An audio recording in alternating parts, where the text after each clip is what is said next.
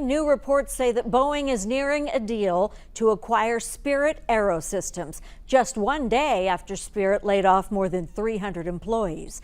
12 News reporter Brock Wilson is live in the newsroom with how soon this acquisition could happen. Brock.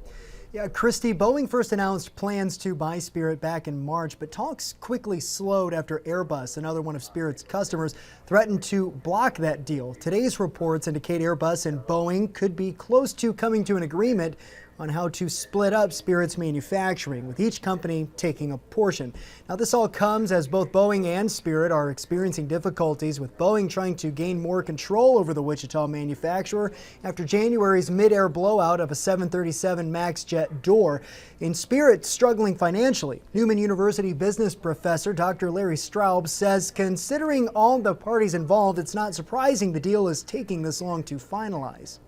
There are so many moving parts to this, and I just, trying to turn a company around that's in the situation that either Boeing or Spirit is individually by themselves is a very complicated endeavor.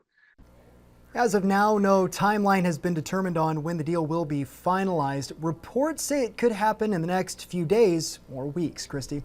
All right.